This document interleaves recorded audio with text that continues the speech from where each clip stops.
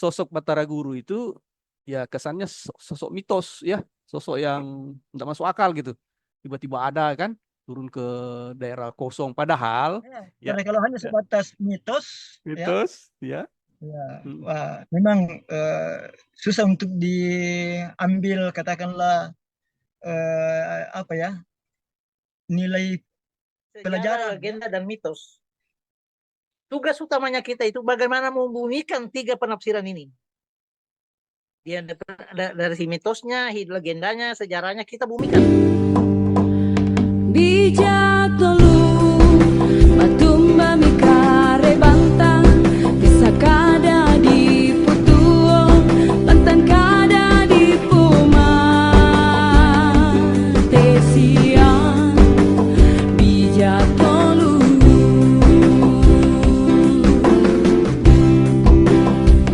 takilalai siap pira kepapasan nata batuan tajolo. Bahwa sebenarnya Batara Guru ini kalau kita memahami melihat dari sisi pandang Surat Lagaligo itu dan kita Lagaligo memang kesannya bahwa memang dia itu orang mitos ya. Jadi memang banyak mitos yang susah kita memahaminya dengan akal kan, karena dia terlalu banyak narasi-narasi seperti dewa turun dari langit, terus dunia ada tiga ya, dunia atas, dunia tengah, dan dunia bawah ya. Ini yang susah kita tangkap gitu ya. Nah, sehingga sosok Batara Guru itu ya kesannya sosok mitos ya, sosok yang tidak masuk akal gitu. Tiba-tiba ada kan turun ke daerah kosong, padahal kalau kita berpaham seperti apa namanya konsep yang dipahami Pak Nawawi tadi, memang dia Batara Guru ini membumi ya. Manusia yang biasa seperti kita ini, cuma dia datang dengan kelebihannya Ini ya. ini Oke. buku teman urung. Ini buku teman Wah, bagus di urung. kopi ini katanya. Bagus di kopi ya. Kita baca-baca itu ya. Nah, Kayak referensi kita. Ya. nah, Ini Izin, karangannya sejarah teman urung. mantap. Ya, ya. Nah, Ada yang bertanya Ya. lagi? Pasbi? Ya, saya silakan Pakai Pasbi. follow. Pasbi, ya silakan. Said. Oh, Pak Said. Ya. Oh, Pak Said. Ya, Iya, silakan Pak Said. ya Ya. izin, iya. Ya, ya. Terkait tadi dengan konsep apa namanya Tomanurung, saya sangat menerima bahwa orangnya adalah ada, Ya. nyata, Ternyata. ya kan. Kemudian orang yang migrasi dari daerah lain kemudian masuk ke wilayah Luwu dan mendirikan kerajaan, kemudian menggabungkan beberapa daerah-daerah yang lain. Ya. Nah, itu perspektif atau sudut pandang yang dihasilkan di pertemuan ini. Ya. Pertanyaan saya tadi di awal tadi disampaikan ada beberapa versi Batara Guru, ya kan, di Bali seperti apa, Ya. kemudian ya kan, nah, Jawa ya. ya di Jawa juga seperti apa. Nah, tentu kalau di Bali yang mungkin agak ekstrim di Bali karena memang di sana adalah agamanya berbeda, Hindu. Ya. Mungkin konsepnya tentang Batara Guru ini jadi berbeda. Ya. Nah, sementara nama sama, kemudian mungkin juga orang Bali memandang Batara Guru yang ada di Palopo ini itu sama dengan istilah Batara Guru yang ada di mereka di Bali, maksud saya ini. Nah, bagaimana penjelasan Pak Nawawi ini, Pak? Terima kasih. Ya. Ya, ya, ya. Bagaimana Pak Nawawi terkait figur Batara Guru, namanya sama ya, ya di beberapa ya, tempat, saya- tapi apakah sama secara cara mandangnya itu Batara Guru di sana di Jawa, di Bali, dan di Luwu sendiri nih? Ya, silakan Pak.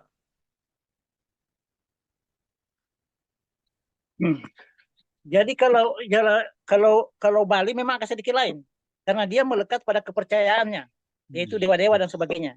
Dia kan agama Hindu. Hindunya pun yang ada di Bali itu adalah Hindu yang mempunyai ciri khas tersendiri. Hindu yang ada di India dengan Hindu di Bali agak beda. Beda, Agak beda ya. dia. Ya, Dia itu sangat menarik itu mempelajari Hindu yang ada di Bali. Ya. Ya. Saya sebenarnya kalau seumpamanya seandainya saya presiden, Bali itu saya kasih daerah istimewa. Karena memang kepercayaannya betul-betul khas tersendiri dia. Beda Khas dengan ya, Hindu yang ada di dunia. India. Ya, ya, ya, ya, Itu ya. kita harus hormati. Tapi yang lain-lain itu pada umumnya hampir sama. Dianggap sebagai manusia dewa, termasuk yang ada di Sumatera dan sebagainya. ya, yang sebagainya. Termasuk juga orang di Wotu itu banyak seakan-akan bahwa kita di Wotu saja itu menyebut Saweri Gading saja kita seakan-akan kita dimarah. Harus disebut di depannya Puata Saweri Gading. Nah, jadi Puata Saweri Gading. Jadi memang agak sakral mereka beda dengan kita ini. Kita ini kan anak muda sekarang ini sedikit kurang ajar. Iya. Jadi kalau kita dibilang Tapi matampo bagaimana- ya. Iya, matampo ya.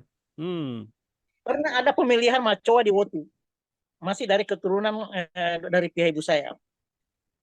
Dia sudah memenuhi semua persyaratan dia jadi Macoa.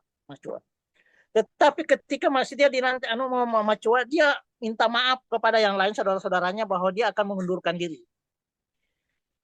Kenapa dia mau mengundurkan diri? Hanya satu, karena dia katanya ada dia punya cacat, yaitu dia tidak bisa menyebut huruf R. Hanya gara-gara cadel. Karena cadel, dia tidak bisa ngurus dia mundur dari kemajuan, akhirnya diganti yang lain.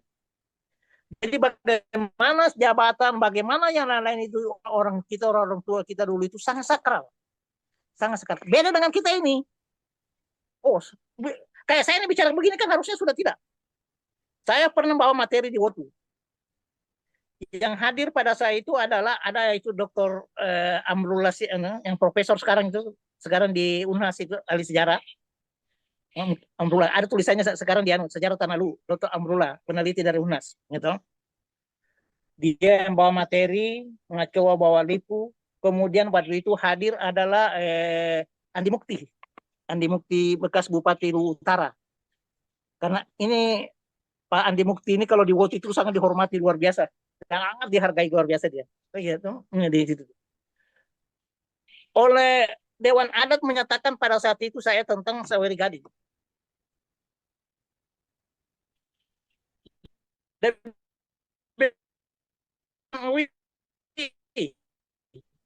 Itu kan Saweri Gading, Puak kita dan sebagainya. Itu adalah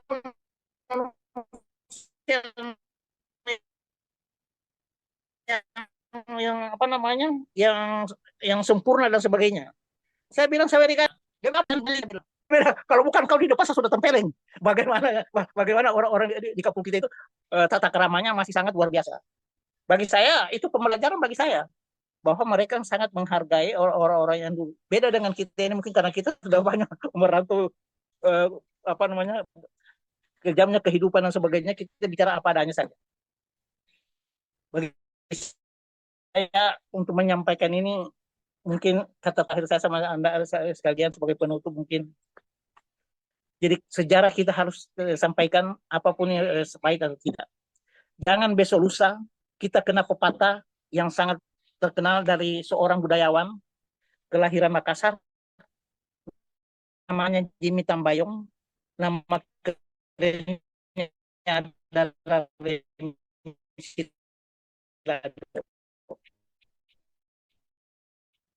dia bilang tidak salah bunda mengandung, tapi kita mulai bangkit, luruskan sejarah. Terima kasih. Oke, terima kasih Pak. Ya. Oh iya. Mana pengen? Ya. Oke, apa masih ada yang ingin bertanya? Pak Asbi tadi saya lihat ada. Ya, kan masih bisa nih. Ya, Pak Asbi gimana Pak Asbi?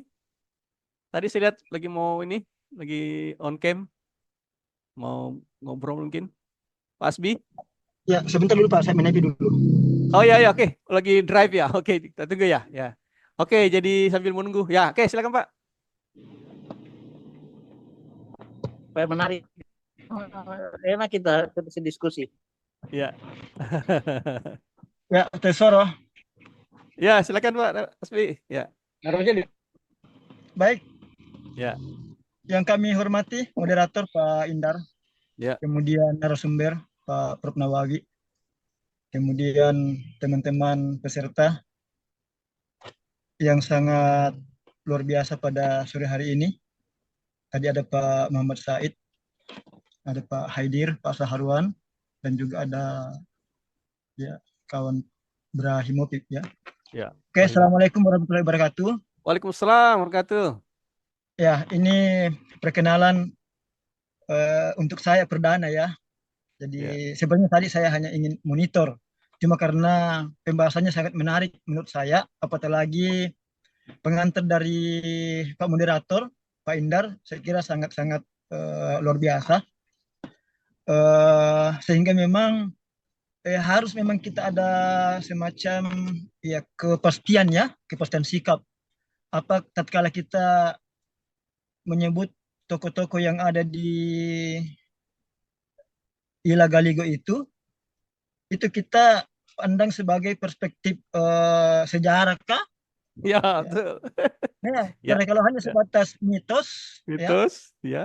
ya, Mm. wah, memang susah untuk diambil katakanlah apa ya nilai pelajaran ya. Ya, Betul. Ya. ya. Saya kira tadi Pak Nawawi sudah sedikit mengarahkan kita ke sana bahwa seharusnya kita ini orang Lu ini melihat sejarah Luwu ya itu bisa eh, kita punya berkarakter. Ya. Nah, tapi memang harus dulu dianukan dari awal itu. Kalau kita membaca sejarah Luwu, ya, apakah memang kita sudah memahaminya bahwa ini merupakan sejarah, bukan Mitos. mitos, ya, bukan Iya, legenda, tapi iya, betul-betul sejarah. iya, Itu iya. dulu yang menjadi persoalan awalnya kan. Hmm, Kalau saya sendiri ya, setelah waktu saya mahasiswa itu, saya Ya, tamat bukunya yang dikarang oleh Kabertens ya, Ila ya, Galigo yang dikarang oleh Kabertens, orang Belanda itu. Pada waktu itu memang saya agak bingung, ya, wah ini bagaimana kaitannya ini, tuh. iya, Saya, iya, saya, iya.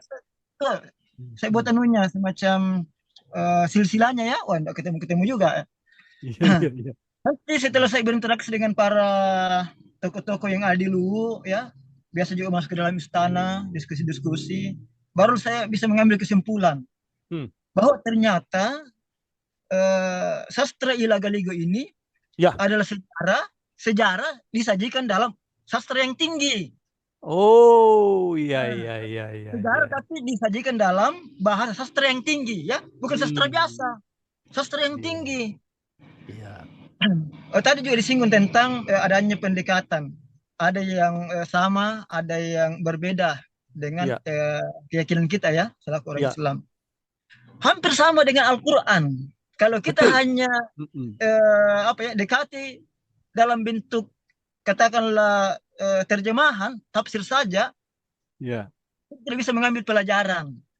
iya, iya, Bisa iya, hanya sebatas dongeng ya. iya, Tapi benar. kalau kita dekati dengan sejarah, kemudian kita berusaha untuk memahami makna di balik bahasa itu, ya, Hmm, nah itu luar biasa nilai ibrahnya.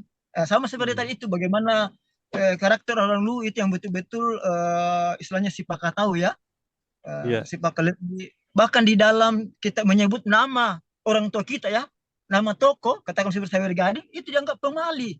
Kalau kita tidak istilahnya ya sipak raja kan, artinya iya, ya Puangku Sawer Gading ya itu kan, karena iya, eh, orang lu memang walaupun dia tidak bisa membahasakan ya, tetapi dia yakin bahwa ini merupakan sejarah, ya bukan mitos yang seharusnya kita, Hmm, walaupun hari ini kita hidup dalam katakanlah peradaban yang tinggi ya, dalam tanda petik itu ya, seharusnya tetap kita bisa mengambil pelajaran atau dikatakan oleh Pak Nawawi tadi itu ya, jangan kehilangan jati diri, harus punya karakter yang iya, memang hilang hari ini.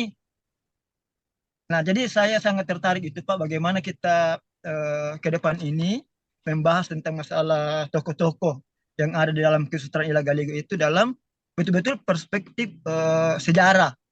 Nah, iya, cuma iya, memang kita butuh kemampuan untuk menyelami karena sepertinya memang disajikan dalam bahasa sastra yang tinggi. iya, iya, Ya. Sama juga dengan Al-Quran kan, kalau iya, kita tidak betul. sampai kepada takwilnya, hanya sebatas tafsir, makanya kan kita sekarang akan mengatakan wah ini apa istilahnya ya, mistik ya. Iya, iya, Al-Quran tidak bisa dijadikan sebagai petunjuk ya. iya, Nah, iya, sehingga kita buat aturan karena dikatakan bahwa ini kan istilahnya hanya keyakinan sebagai petunjuk tapi tidak bisa dipersonalkan. Nah, itu karena kita tidak sampai kepada tingkat takwilnya ya. Sehingga iya, tidak bisa dipersonalkan. Kita hanya yakin petunjuk tapi dalam kehidupan nyata tidak ada. iya, Kita istilahnya membuat hukum sendiri. Padahal kita akui bahwa Al-Quran ini adalah dari Rabbul Alamin. Ya, Rabbul Alamin, bukan cuma Rabbnya manusia. Nah, sama juga dengan Ila Galigo ini, ya. Kesetaraan Ila Galigo yang bisa dikatakan tadi itu kerajaan yang tertua di Nusantara, bahkan sampai hari ini tidak terpengaruh dengan budaya-budaya dari Romawi maupun Turki Utsmani, tetap menjaga namanya kedatuan datu, ya. Nah, itu kan selainnya identitas Nusantara, ya. Luar biasanya gitu. Nah, jadi begitu Pak Nawawi, ke depannya ya sebisa mungkin itu kita betul-betul bisa membumikan ini. Tetapi tidak bisa kalau kita hanya artinya tidak sepakat dulu bahwa memang Ila Galigo ini merupakan sejarah, ya, merupakan sejarah dan menjadi tanggung jawab kita selaku ya orang-orang Lu ini untuk bisa memahami kemudian membumikan di era kita, karena sudah terbukti masa yang lampau, ya, itu bisa membawa manusia dalam kehidupan yang kalau bahasa Qurannya rahmatan lil alamin. Manusia itu bisa menjadi rahmat kepada semesta alam. Tidak seperti hari ini. Nilai-nilai kejujuran, ya, nilai-nilai keberanian, ketegasan, ya, hilang dari bangsa kita, termasuk kita di Lu ini, ya. Sehingga kita apa namanya istilahnya ini, krisis moral, ya. Nah, krisis moral karena itu tadi tidak ada uswah. Sebagai pemimpin tidak bisa memberikan uswah.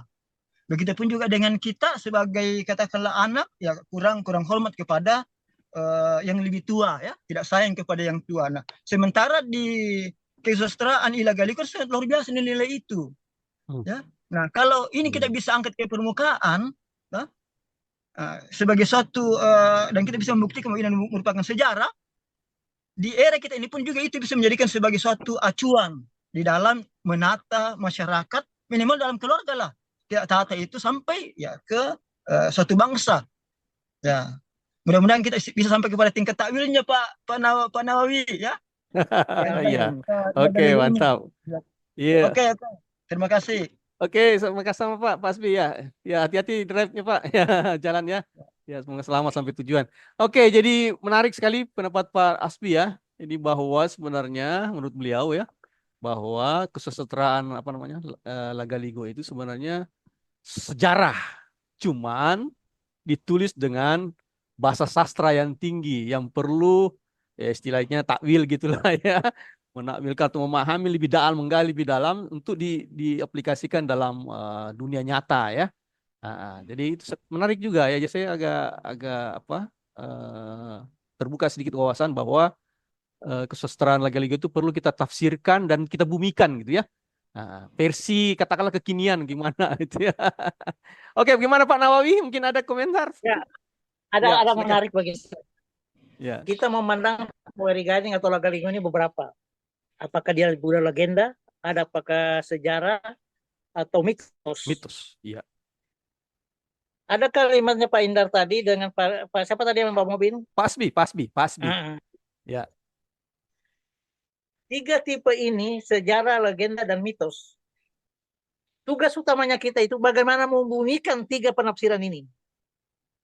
Dia dari si mitosnya, legendanya, sejarahnya kita bumikan. Tugas kita membumikan, menyampaikan dan sebagainya berdasarkan literatur ya. Tapi kita juga bertanya, siapa yang nulis Lagaligo itu? Iya. Kapan ditulisnya? Iya. Siapa Iya. yang menulis? Kapan ditulisnya? Di mana ditulisnya? Ya toh? Kemudian ada orang menerjemahkan. Ini kan tanda tanya. Baru kan bercecer ini. 7.000 halaman lebih. Saya ke waktu di Leiden University di Belanda, saya lihat itu bentuk-bentuknya itu ada yang kayak bunda, apa namanya? Kayak kalau kita di Doktera. Makassar tambako, ada tambako. Oh, tambako, ya. Itu, Ya. ada sudah hitam dan sebagainya di situ. Tapi walau bagaimanapun, bagi saya iri sama orang Bugis saya. Mereka sangat rajin, terserah bagaimanapun dan sebagainya. Di Facebook itu ada beberapa teman kita yang hebat itu. Degaga, Syarifudin, siapa namanya? Saharudin Pata, Basda, ada beberapa teman-teman kita ya. Sayangnya saya tidak tahu bahasa Bugis. Kalau saya tahu, mungkin saya bisa terjemahkan juga. Karena kita kan agak lambat pada saat itu. hanya menjadi tanda tanya siapa yang menulis Lagaligo itu. Apakah Lagaligo sendiri yang menulis atau orang lain lalu menamakan Lagaligo? Ini kan tanya, Iya, ya iya, kan? iya. Kalau di Wotu ada namanya acara pau-pau, namanya acara pau-pau, yaitu membacakan lontara, membacakan lontara. Di Wotu itu dulu ada namanya Puasami. Puasami ini adalah kalau Macua sekarang ini termasuk cucu dia, cucu dia. Saya cucunya. Itu Puasami dulu kalau musim haji pasti di rumah itu dibikin acara pembacaan pau-pau, ada lontara. Sesudah itu tanya jawab. Masih teringat kita pada saat itu ketika terowongan Mina ada dulu yang meninggal. Ya. Belum diumumkan di TV yang sebagainya dia sudah tahu. Ada katanya kan meninggal di ini. Dia ceritakan detail. Sama kalau seumpamanya orang naik haji ini. Orang pulang naik haji ditanya, dia tahu. Saya bilang ini indra kepala apa yang dia pakai ini opua ini. Iya. Jadi memang ada hal yang demikian Pak ya. Di waktu dulu ada dua orang yang paling hebat. Namanya Puakanu dengan Puasami. Nah, mereka lah yang dulu ini yang menghafal namanya Lontara Mulai Toe. Kalau nggak salah itu Yawa Amir dia punya itu. Hanya sayang kalau di waktu itu dia lebih sayang daripada kitab suci. Ini Lontara Mulai Toe ini. Saya ingat dulu Profesor siapa ini orang Toraja ini, siapa namanya, yang menulis tentang Wotu itu dengan ada 3 profesor dari UNAS yang menulis tentang bahasa Wotu dulu itu. Dia pinjam saja susahnya bukan kesian. Iya itu. Salombe, Profesor Salombe namanya. Iya. Ya mungkin begitu saja Pak Indar, dulu sudah 5:30 ini. Iya tuh. Oke. Makasih ya. Kita tutup saja dulu. Oh iya, karena sudah waktu ya. Ya. Ya, jadi kesimpulannya bahwa Batara Guru ini ya bisa kita anggap dia sebagai sosok sejarah ya, dari sisi betul-betul dia ada ya. Ya, tapi juga bisa sebagai tokoh mitos dengan sudut pandang katakanlah dari Lagaligo tadi ya. Tapi yang itu menjadi tanggung jawab kita bagaimana sisi mitosnya itu kita bisa membumikan ya, kita bumikan menjadi hal-hal yang positif dan kalau bisa sejarahnya kita kupas ya. Kemudian sebenarnya ada yang menarik kan Danawi tentang ini, sedikit tentang sebelum kita. Oke, silakan. Ya. Bagaimana kalau minggu depan kita lu kerajaan Bugis Tua atau Siap. nanti kita Ya. cari temanya. Ya, oke. Nah, ya, Siap. Apa kalau Ya. kerajaan Bugis Tua? Siap. Ya, oke. Wah, bagus juga. Nah, itu. Bagus sekali, Bang Rafi. Bagus sekali tuh. Iya. Bagus. Oke, jadi sebenarnya kalau kita coba mengkaitkan tadi antara konsep mitologi yang ada di Lagaligo itu dengan katakanlah sufistik ya. Jadi di Lagaligo kan alam itu ada 3 ya. Dunia atas, dunia bawah, dunia tengah kan. Nah, dunia tengah itu adalah bumi, dunia atas itu adalah langit, dan dunia bawah itu adalah laut ya menurut dia kan. Nah, sekarang kalau kita lari ke kajian-kajian sofistik ya atau tasawuf ya, dimensi dunia juga menurut orang tasawuf itu ada 3. Ada dunia atas itu adalah dunia ruh, ya. Dunia bawah itu adalah fisik atau jasad kita, dan dunia tengah adalah pertemuan antara ruh dan tubuh kita itu adalah jiwa, ya. Jadi sebenarnya mengkaji Lagaligo tadi itu Batara Guru itu turunnya Batara Guru sebenarnya akan nyambung juga dengan kajian-kajian sofistik dalam hal ini, misalnya tasawuf kan. Mungkin itu ke depan lagi mungkin kita bisa jadikan tema tersendiri bagaimana sudut pandang Batara Guru tadi dengan pembagian 3 dunia itu dengan kajian-kajian di agama kita ya, dalam agama Islam. Oke, mungkin gitu aja karena sudah waktu ya. Terima kasih atas partisipasi semua ya. Sehat-sehat semua. Prof, Ya, silakan. saya titip pesan sama Bang Awi. Itu udah dibagi-bagi Bang Awi. Oh, ada ya. Oh, buku ya. Referensinya. Bukunya. Bukunya. Ada Pak Indar, kalau bisa kita kasih tahu dia kalau dia kopi itu awal peradaban Luwu. Mulai dari situ dulu awal peradaban Luwu itu. Oke, nanti saya share di grup ya. Ya, ada di grup ya. Ya. Oke, sehat-sehat semua. Wabillahi taufik wal hidayah. Ya.